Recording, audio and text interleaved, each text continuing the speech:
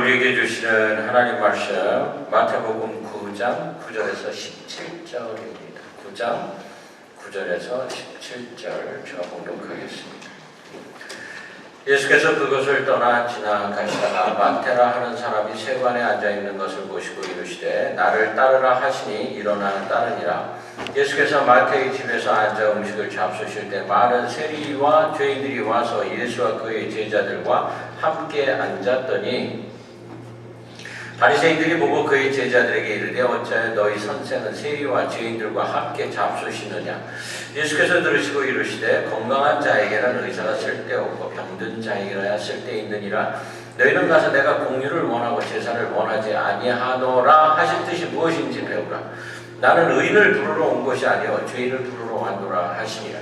그때 요한의 제자들이 예수께 나와 이르되 우리와 바리새인들은 금식하는데 어찌하여 당신의 제자들은 금식하지 아니하나이까. 예수께서 그들에게 이르시되 혼인집 손님들이 신랑과 함께 있을 동안에 슬퍼할 수 있느냐. 그러나 신랑을 빼앗길 날이 이르리니 그때는 금식할 것이니라. 생배의 조각을 낡은 옷에 붙이는 자가 없나니 이는 기운 것이 그 옷을 당기어 헤어짐이 더하게 되며 새 포도주를 낡은 가죽 부대에 넣지 아니하나니 그렇게 하면 부대가 터져 포도주도 쏟아지고 부대도 버리게 됨이라. 새 포도주는 새 부대에 넣어야 둘이 다 보존되느니라. 아멘. 오늘이 종교개혁주일입니다. 벌써 500년이 지났어요. 502주년째 되는 해가 바로 올해이죠. 그래서 오늘은 전 세계에 있는 교회들이 종교개혁주일 이렇게 해서 예배를 드리게 됩니다. 개혁이라는 것이 무엇일까? 제가 묵상을 해봤어요. 개혁은 뭘까? 개혁이란 한마디로 해서 해야 한다, 그리고 안 해도 된다, 이건 것 같다. 그런 결론을 내렸습니다. 해야 한다, 안 해도 된다. 우리가 잘 알듯이 마틴 루터가 종교개혁을 하게 된 동기는 면죄부 때문입니다. 그렇죠? 사람들이 죄를 짓게 되는데 죄 지으면 천국에 갈 수 없으니까 그러면은 천국에 갈 수 있는 길이 있다라고 발견을 해낸 것이 뭐냐면은 면죄부를 파는 거예요. 그래서 면죄부를 사면은 동그랑 하고 땡그랑 하고 돈이 떨어질 때 너는 천국 가는 소리가 된다. 그것이. 그러니까 헌금을 해라. 교회 재정을 채우기 위해서 이 장사를 하기 시작을 했다는 겁니다. 루터가 그걸 보고 이거 안 해도 된다 이렇게 한 거예요. 이런 거 안 해도 된다. 이게 개혁이라는 것입니다. 그런데 여러분 이거 안 해도 된다라는 것이 성경에 얼마나 많은지 몰라요. 그 얘기 무슨 뜻이냐면은 지금까지 얼마나 많은 개혁이 있었는가 하는 겁니다. 예를 들면 구약에서는 손잡고 양 잡아서 제사를 지냈는데 이제 이거 안 해도 된다. 구약에서 형이 죽으면 동생이 반드시 형수 데리고 살아야 하는데 이런 거 안 해도 된다. 반드시 구약에서 예루살렘에 가서 우리가 예배를 드려야 되는데 그런 거 안 해도 된다. 예수님이 요단강가에서 세례를 받으셔서 모두가 다 요단강까지 가야 되나? 그런 거 안 해도 된다. 세례 정말 물속에 풍덩 들어갔다 나와야 되나? 아니다. 그렇게 안 해도 된다. 구약에서는 눈에는 눈으로 이렇게 변상을 해라고 그랬는데 이제는 그런 거 안 해도 된다. 그러고 보면요, 만일 개혁이 일어나지 않았다면은 여기 예수 믿겠다고 나설 사람 한 사람도 없을 것 같아요. 그 어려운 걸 우리가 어떻게 다 합니까? 다시 말해서 개혁은 세대를 막론하고 있어야지 된다는 거예요. 오늘 이 성경의 말씀에 나오는 마태가 원래 직업이 세리, 다시 말하면 국세청 직원이었다는 거죠. 근데 이 당시에 이 직업을 갖고 있는 사람들이 죄인 취급을 받았습니다. 마태 말고 또 있죠? 삭개오, 세리장 삭개오. 예수님이 세리장 삭개오 집에 들어가셨을 때 사람들이 뭐라 그러냐면 저가 죄인의 집에 들어가네? 이렇게 비난을 했습니다. 오늘 11절에도 사람들이 예수님에게 또 제자들에게 이렇게 말합니다. 너희 선생은 죄인과 세리와 함께 잡수시느냐? 어떻게 선생이라는 자가 죄인들하고 밥을 먹어? 이러는 거예요. 그러니까 이 세리 직업이 죄인이구나. 구세청 직원이 죄인이구나. 이렇게 되는 겁니다. 이런 문화가 형성이 되어 있었어요. 직업 가지고도 죄인이 될 수 있는. 예수님 생각하시기에 이거는 아닌데 이거 개혁해야 되겠다. 이렇게 생각을 하신 겁니다. 이때 당시에 유대 나라가 식민지 백성이 되어 있어서 로마에서 야 너 세리해 이러면 세리해야지 되는 거예요. 근데 그 사람이 매국노입니까? 그렇진 않단 말이죠. 사교가 매국노예요? 그건 아니었단 말이죠. 아마 예수님 이런 생각을 하신 거예요. 이 사람들 자체를 미워해서는 안 되지. 그렇죠? 오늘 예수님이 그 사회에서 이런 평가받고 있는 마태를 부릅니다. 12제자 중에 한 사람이 되는 어마어마한 명예가 되는 거예요. 뭐라 그러십니까? 너 그거 그만두고 나를 따라. 이렇게 말씀을 하세요. 그리고서는 그를 데리고 나와서 제자를 삼으시고 난 다음에 큰 규모의 잔치를 벌이시는 장면이 나옵니다. 이게 아주 우리가 읽기에는 딱 2절에 기록이 되어 있어요. 9절하고 10절. 따라라 그러고 나서 잔치자리를 했다. 아마 그 안에는 함축되어 있는 이야기들이 굉장히 많을 거예요. 예수님이 이미 그때 당시에 벌써 많은 일들을 하셨기 때문에 마태가 예수님에 대한 소문을 듣고 있었고, 그럴 때 예수님이 오셔가지고 너 그거 그만두고 나를 따라 그랬을 때 아마 마태 생각에 세리니까 계산을 얼마나 잘했겠어요. 내가 평생을 이거 하면서 욕먹으면서 살 것이냐, 아니면은 선지자라고 불리는 예수님을 따라가서 내가 그의 밑에서 일을 하면서 살 것이냐 견주어 보다가 견줬는지 안 견줬는지는 모르지만은 아무튼 그렇게 해서 결단을 했을 겁니다. 그리고 난 다음에 큰 규모의 잔치 자리를 벌려놨어요. 이게 무슨 잔치일 것 같아요, 여러분? 송별회 하는 거예요, 송별회. 친구들이 전부 모여가지고 야, 너 이렇게 좋은 직업을 왜 그만두니? 그래? 너 그 길로 가기로 결정을 했어? 할 수 없지 뭐. 그래, 그러면 우리가 너를 잘 보내줄게. 우리 같이 밥 한번 먹자. 이래서 사람들이 모였는데 그 모인 사람들이 누구라고요? 유유상종이야. 다 거기서 거기에요. 다 세리예요. 그 사람 친구들이야. 그런 사람들이 다 모였어요. 그랬더니 뭐라고 그럽니까? 너희 선생은 세리와 죄인들과 함께 잡수시느냐? 많은 세리와 죄인들이 와서 예수와 그의 제자들과 함께 앉았더니 이렇게 기록이 되어 있네. 마태가요. 돈 많았어요. 돈 많아서 다 부른 거예요. 다 부른 거예요. 그리고는 막 잔치를 하는 겁니다. 이 직업 그만두고 이제 내가 새로운 일을 시작하기로 했다. 공포하는 자리였다는 말입니다. 자, 지금 예수님이 개혁을 하고 있는 거예요. 이 개혁은 죽을 사람에게 생명을 주는 개혁이었어요. 보통 개혁이 아닙니다. 가정을 바꾸는 개혁이었고, 사회를 변화시키는 개혁이었고, 문화를 변화시키는 개혁이었어요. 11절에 바리새인들이 예수님의 제자들 보고 이렇게 말합니다. 어찌하여 이렇게 말합니다. 어찌하여, 이 말은 무슨 뜻이냐면 어떻게 그럴 수가 있어? 이런 뜻이에요. 아니, 세상에 어떻게 그럴 수가 있어? 절대로 안 돼. 이런 말을 지금 하고 있는 겁니다. 선생이라는 사람이 어떻게 그럴 수가 있어? 예수님이 하고 계시는 그 일은 그 나라 전통사회에서 절대로 못하는 일을 하고 계시는 거예요. 여러분, 할 수 있는 일을 잘하면은 뭐라 그럽니까? 잘했어 이렇게 말합니다. 근데 좀 어려운 일을 잘하면은 뭐라 그럽니까? 아이고, 어떻게 그런 일을 다 했어? 그러면서 칭찬합니다. 수고 많이 했어. 이렇게도 말합니다. 그런데 절대 불가능한 일을 하면 어떤 일이 벌어집니까? 두 가지 일이 벌어져요. 하나는 영웅이 되든지, 하나는 죽임을 당하게 되어 있어요. 절대 불가능한 일을 네가 했어? 어떻게 그럴 수가 있어? 근데 예수님이 바로 후자예요. 십자가에 못 박혀 죽으십니다. 주님은 절대 불가능한 것을 하신 종교개혁자세요. 오늘 우리가 종교개혁주의를 맞이해서 예수님이 종교개혁자였네. 그렇죠? 얼마나 개혁을 했습니까? 죽기까지 하셨어요. 십자가 못 박아 죽임을 당하기까지 개혁을 해야만 했다는 거예요.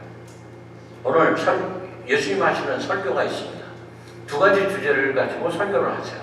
하나는 금식 기도. 금식 기도 얼마나 훌륭한 기도인지 몰라요? 성경의 응답을 빨리 받을 수 있는 기도. 그러면 금식 기도 해라. 이렇게 말합니다. 문제는 예수님과 그 제자들이 이렇게 귀중한 금식 기도를 안 하고 있다는 거예요. 그래서 문제가 됩니다. 바리새인들은 금식하는데 당신의 제자들은 어찌하여 금식하지 아니하나이까 책임 추궁을 당하는 거예요. 정통 유대교 신자들, 특별히 바리새인들, 이 사람들은요 아주 철저하게 일에 2번씩 금식을 합니다. 이틀을 했을까? 2번을 했을까? 한 끼씩 했을까? 그건 정확하게 기록이 안 되어 있지만 이 사람들은 분명히 했어요. 그런데 유대 사람들이 다 하는 금식 기도를 왜 예수님하고 제자들을 안 하는 겁니까? 책임을 추궁합니다. 예수님 대답이 뭐예요? 안 해도 돼. 그런 거 안 해도 돼.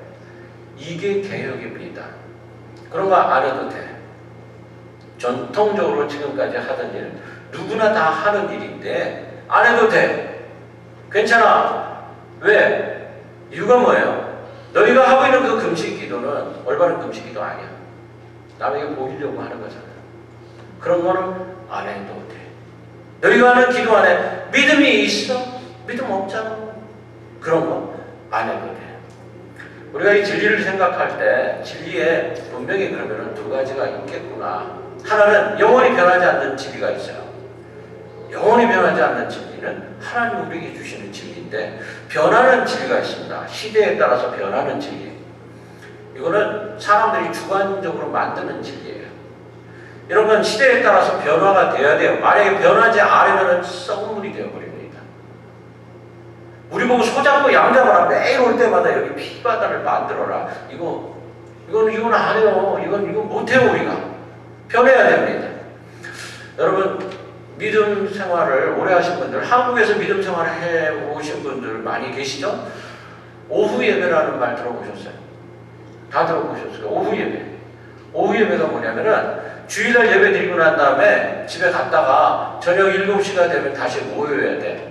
그리고 나서 예배를 드립니다. 왜 예배 이렇게 2번씩 드렸냐면 주일을 온전히 지키기 위해서 하루 종일 예배하는 것만 우리 합시다. 이런 취지에서 나온 거예요. 오후 예배 처음 들어보시는 분 계세요? 아마 한국에서 믿음 생활 안 해보신 분들은 잘 모르실 거예요 아마. 근데 오후 예배라는 게 있습니다. 그런데 이게 변형이 됐어요. 어떻게 한국에서 변형이 되냐면 오후 7시에 모이려면 어디서든지 가서 머물러 있어야 될 공간이 필요하잖아요. 근데 교회에서 하루 종일 있으려니 그렇고 그래서 남의 집에 가 있자니 그렇고 자기 집은 멀어. 그래서 갔다가 안 옵니다. 오후 예배 안 드려요. 이런 일이 자꾸 일어나니까 오후 예배 출석 교인이 줄어드는 거예요. 그래서 목사님들이 생각하기를 그러면은 예배 드리기는 드려야 되겠는데 우리 2시에 드리자. 그래서 밥 먹고 2시에 예배 드려요. 그런 교회가 굉장히 많습니다. 밥 먹고 2시에 드리고 3시 반 정도 되면 그때서야 가는 거예요. 근데 이 생각을 해보니까 주일날 오후에 얼마나 귀중한 시간인지 몰라요. 패밀리들이, 식구들이 함께 모여서 지낼 수 있는 유일한 그 시간들이잖아요. 그래서 사람들이 오후 예배 안 드리는 사람들이 점점 많아집니다. 지금은 한국에 오후 예배 없는 교회 많아요. 점점 줄어들어요. 그래도 있는 교회들은 여전히 예배를 드립니다. 왜 예배 드리는지 아세요? 오후 예배 안 드리는 교회 보고 뭐라 그러냐면은 야, 교회가 예배를 싫어해? 그게 교회야? 막 이러면서 또 불평불만하는 사람들이 많네. 그러니까 그런 사람들끼리 또 모여서 예배 드려야 되니까 그래서 예배 드리고 있는 거예요. 사회가 변하면서 사람들이 점점 바쁘고 가족들하고 좀 만나서 이런 거 하는 시간이 필요하죠. 저는 미국에서 오후 예배 드리는 교회 한 번도 못 봤어요. 이민사회에서 오후 예배까지 드려봐요. 교회 안 나와, 다 안 나와. 안 드려요. 그래서. 자, 여러분. 근데 이렇게 하는 것이 바로 개혁인데 큰 변화가 있는 거예요, 이게. 사실은. 전통적인 것이 허물어지기 시작을 하는 이런 일들이 벌어지는 거죠. 그런데 필요하니까 그렇게 해요. 제가 미국에 와서 깜짝 놀란 것 중에 하나가 뭐냐면은 목사님들이 축도를 하는데 미국 목사님들이 눈 뜨고 하네. 눈 뜨고 하면서 웃으면서 해요. 또 이러고 뭐라 그러냐면은 여러분들 오늘의 말씀을 통해서 이제 바깥에 나가서 세상에서 성부 성자 성령의 이름으로 열심히 잘 살으세요. 그러면은 다들 눈 뜨고 있다가 아멘 그러면서 다 웃으면서 나갑니다. 제가 그걸 보고 깜짝 놀래가지고 미국 목사님한테 물어봤어요. 왜 너희 눈 뜨고 하냐? 우리 좀 거룩하게 해야지. 우리는 이렇게 한다. 이렇게 하고 눈 닫고 성도를 처음부터 눈 감고 이렇게 한다. 그랬더니 눈 뜨면 안 되는 게 왜? 왜 눈 뜨면 어때? 뭐 얼굴 보면서 얼마나 좋아? 이러는 거예요. 제가 오늘 한번 눈 뜨고 한번 해볼까요? 멋있게 한번. 이게 참 아무튼 이게 개혁이에요, 개혁. 지금 한국에서는요 수요 예배가 사라지고 있어요. 수요일 날 모이죠, 금요일 날 모이죠. 그러니까 이게 좀 너무 시간을 많이 교회 와서 지내게 되니까 힘든가 봐요. 그래서 금요일 날 저녁에 예배를 드리자. 그리고 기도회까지 하자. 그래서 수요 예배 없어지는 교회가 많네. 그랬더니 그 라팔마 교회에서 제가 떠나자마자 바로 없어버렸어. 그래서 수요 예배 없어요. 라팔마 교회는 금요일 날 모여서 예배 드리더라고요. 자, 어떤 형식이 시간이 흘러가면 그게 고정화되고 고정된 관념이 계속되면 진리가 되어버려요. 이런 현상이 일어나요. 이런 것은 사람이 만드는 진리입니다. 이걸 깨트리고 안 하면 안 해도 된다. 그러면 이걸 우리가 개혁이다. 이렇게 말하는 거예요. 자, 제자들이 고정화된 1회 2번씩의 금식을 안 하는 것 가지고 죄인 취급을 받습니다. 말씀 안에서. 왜 안 해? 그래서 예수님이 두 가지 생활편 예화 설교를 하시는데 낡은 옷과 생배 조각 요 예화를 듭니다. 여러분 시골에서 등잔 밑에서 어머니들이 이렇게 바느질하는 거 보신 적 있죠? 못 봤어요. 신세대들은 못 봤을 거예요. 우린 다 보면서 자랐어요. 불이 없던 때는 등잔이라는 거를 켰습니다. 파란 종제기에 기름 받아가지고 심지어 이렇게 나오게 해가지고 거기다 불 켜면은 그 주위만 화려해요. 근데 그 밑에서 바느질을 합니다. 옷이 지금같이 옷이 그냥 쌓여있는 이런 세대가 아니었어요. 하나 가지고 1년 입어. 근데 그게 불이 깨지고 요즘은 막 찢어가지고도 있죠. 참 청바지 막 찢어서도 있는데 그때는 조금이라도 찢어지면 창피한 거예요. 이거 반드시 꼬매야 돼. 꼬매는데 범위가 넓어. 그러면 갖다가 붙여야 돼요. 근데 이것도 잘 붙여야지 하얀 옷에 빨간 거 붙이고 막 이러면 안 돼. 비슷한 색깔을 좀 찾아가지고 이게 잘못하면 완전히 각설이 옷 돼버리는 거예요. 그렇게 안 하려고 그걸 잘해야 또 바느질 솜씨가 참 좋으시다 이런 또 칭찬도 받고 이랬던 때가 있었어요. 이랬던 때가 요즘 밥이 없어서 그러니까 라면 먹지 이런 세대들하고는 대화가 안 돼. 우린 그런 세대에서 살았잖아요. 근데 예수님이 바로 이걸 얘기하시는 거예요. 생배 조각을 큰 옷에다 갖다 붙여봐라. 어떻게 되냐? 큰 옷이 더 찢어지지 않냐? 큰 옷에는 큰 걸로 붙여야 되고 새 옷에는 새 옷 가지고 해야지 되는 거다. 이런 것도 지혜가 필요한 것이다. 이게 뭐냐? 낡은 종교는 너희들이 지금 말하는 전통과 형식에 고정화된 그런 종교는 새로운 시대에 조각을 변화시킬 수 없다. 차라리 낡은 것 다 버려라. 버려야 된다. 새 것을 받아들여라.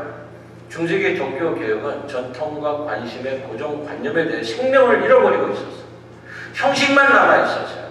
썩은 냄새가 납니다. 사람 움직이는 생명력 있는 종교가 아니었다는 거예요. 그래서 종교개혁이 일어나서 오늘과 같은 날을 우리가 기념하는 거죠. 또 하나의 설교가 뭐냐면 바로 포도주 부대. 낡은 포도주는 낡은 부대에 넣어도 발효를 안 하니까 상관이 없어요. 근데 새 포도주는 이거 발효를 합니다. 점점 빵빵해지기 시작을 하는데 이거를 낡은 부대에다 넣어버리면은 빵 하고 터져버린다는 거예요. 새 포도주는 어디에다? 새 부대에다가 넣어야지만 된다.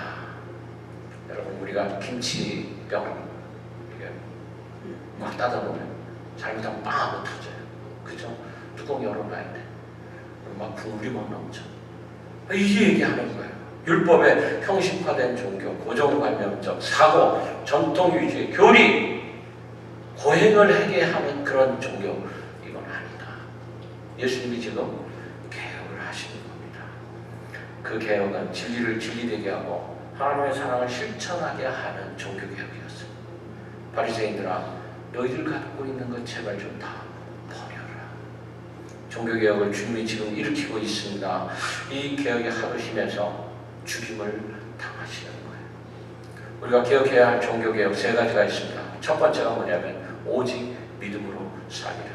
마틴 루터가 주장한 게 바로 이겁니다. 로마에 가면은 라테라노라는 성당이 있어요. 대리석으로 된 돌계단이 저 위에서부터 밑으로 쫙 있습니다. 제가 거기 한번 가본 적이 있어요. 대리석이 반질반질한데 얼마나 사람들이 무릎으로 올라갔으면은 움푹움푹 파여 있어요. 거기를 무릎으로 올라가야지 된다는 거예요. 한 계단 오를 때마다 입을 맞추고 사람들이 얼마나 많은지 몰라요. 줄 쫙 서 있어요. 무릎으로 올라가 보겠다고 자기들도. 그런데 마틴 루터가 그 자리에서 17번째인가를 올라가다가 아니야, 이건 아니야. 내 무릎이 이렇게 아픈 고행을 통해 가지고 내가 구원에 이르러 그러면 뭐야? 믿음으로 이루어야지 되는 거지. 믿음으로. 이 계단을 다 오르면 내가 죄사함을 받아? 아니야, 이거 아니야. 마틴 루터는 이걸 알았어요. 그래서 중간에서 뛰어내려옵니다. 복음에는 하나님의 의가 나타나서 믿음으로 믿음에 이르게 하나니. 구원은 믿음으로 이루어지는 하나님의 선물이다. 칼바르트라는 사람이 있습니다. 신학자예요. 20세기 아주 위대한 신학자인데 이분이 뭐라고 그러냐면은 인간의 공로로 구원받는 거 0.1%도 안 된다. 우리는 하나님의 은혜로 솔라그라티아, 하나님의 은혜로만 구원을 받을 수 있다는 거예요. 그 구원이 이루어진다는 것을 믿어야 된다는 거예요. 솔라피데. 만약 인간의 선행이 의가 되어서 구원이 된다. 그러면은 십자가 옆에 있는 강도 무슨 의로운 일을 했어요? 나와 함께 낙원에 가리라. 어떻게 이런 영광을 받을 수가 있었어요? 다만 주님 옆에 붙어 있었기 때문에. 죽는 바로 그 순간에도 주님 옆에 붙어 있었기 때문에. 그리고는 예수님 믿는다고 고백을 했기 때문에 믿음 하나로 영생이 약속되어집니다. 이 위대한 복음의 능력을 유대교의 낡은 가죽 부대에 가두면 안 된다. 터진다. 고린도후서 5장에 바울 사도가 누구든지 그리스도 안에 있으면 새로운 피조물이라. 이전 것은 지나갔으니 보라 새 것이 되었도다. 아멘. 두 번째가 바로 오직 성경으로입니다. 솔라 스크립투라. 여러분, 우리가 신앙생활 하는 가운데 간혹 내가 한번 심리적인 경험을 해봤으면 좋겠어, 이런 생각할 때 있죠. 그런데 여러분, 그 신비스러운 일들이 전부 성경책 안에 다 있어요. 성경 안에 있는 게 신비예요. 내 손에 들려져 있어요. 이런 확실한 계시는 무시하고 신비적인 체험을 생각하면 안 된다는 겁니다. 그래서 종교개혁, 오직 말씀만 가지고 구원받는다. 중세기 때 교회가 타락하게 되는 원인이 뭐냐면은 말씀을 읽지 못하게 했기 때문입니다. 일반 예배 때 교인들이 알아들을 수 없는 라틴어로 몇 마디 해요. 신부들이 앞에서 그래놓고 거룩합니다. 이게 사람들의 영혼 가운데 말씀이 들어가서 역사해야 되는데 이게 안 되는 거예요. 성경 못 읽게 하고 설교는 알아들을 수 없는 라틴어로 하고 도대체 뭐 하고 있는 거예요? 그렇죠? 어떻게 생활에 적용을 해? 한국에 가면 주안교회라고 있는데요. 주안교회, 주안감리교회 목사님이 성경을 수집하는 게 취미시네. 이 목사님이 전 세계 다니면서 성경책을 모아놓았어요. 그래서 거기에 성서 박물관이 있습니다. 제가 우리 집사람하고 한번 이제 거기를 갔어요. 성서 박물관에 갔더니요, 오래된 성경책들 수천 권이 있는 거예요. 거기에 그것도 아주 유리장 안에 들어가 있어요. 전부 다. 그리고 그 건물 그 층 전체는 이 성경이 상하지 않게끔 온도가 적절하게 딱 맞춰져 있어요. 그거 만드느라고 돈 많이 들었다고 그러더라고요. 그리고 전문가가 한 사람이 딱 나와가지고 그 투어를 시켜줘요. 성경을 전부 설명합니다. 얼마나 성경책이 두껍고 크고 멋지게 만들어졌는지 몰라요. 수백 년 된 성경책들 겉표지가 막 이렇게 두껍고, 그런데 거기에 보면 자물쇠가 이따만하게 있어. 자물쇠가. 이게 왜 있어야 돼요? 성경책에 왜 자물쇠가 있어야 돼요? 보통 사람들 읽지 못하는 거예요. 그 안에 있는 말씀을 못 읽는 거예요. 제가 오늘 이 설교를 준비하려고 하고 있는데 아침에 정재한 목사님이 성경책을 한번 들고 오셨어요. 제가 눈이 이만큼 벌어졌어요. 왜냐하면 내가 오늘 이 얘기하려고 그러는데 이 성경책을 들고 오셨네. 그 성경책 제가 여러분들에게 보여드릴게요. 어떻게 생겼냐면 이렇게 생겼어요. 여기 뭐가 있어요? 자물쇠가 있어요. 자물쇠. 못 읽는 거야 이거. 아유 무거워. 목사님 이거 어디서 사셨다고요? 보물상. 아주 보물을 고르셨어. 보물을. 이게 몇백 년 된 건지 잘 모르겠어요. 근데 이렇게 생겼어요. 이렇게. 근데 여기에 자물쇠가 이렇게 있는 거예요. 못 읽어 이거. 이건 열 수 있어요. 일단 보고 싶죠? 이건 열 수 있게 돼 있어요. 근데 여기에 자물쇠가 또 하나 붙어 있는 거야. 대부분 이들 하는 거예요. 자, 종교개혁이 뭐냐? 딱 이걸 열고 봐라. 하나님의 말씀을 봐라. 오직 믿음으로, 오직 성경으로. 끝으로 만인제사론을 선포합니다. 만인제사론. 구약시대 속죄의 방법은 내가 회개하고 싶어도 못합니다. 제사장이 중보해줘야 돼요. 그리고 꼭 중보자가 중간에 있어가지고 듣습니다. 구약의 이 캐톨릭에서는 그 고해성사 이런 거 있잖아요.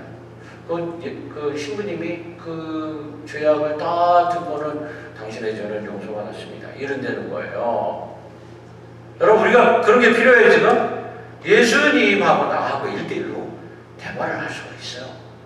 예수님 용서해 주세요.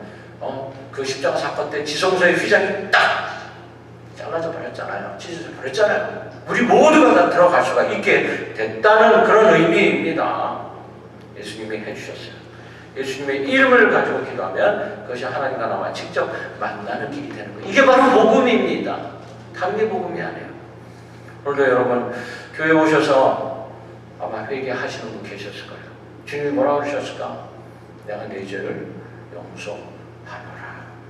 우리는 새로운 영혼으로 거듭나게 됩니다.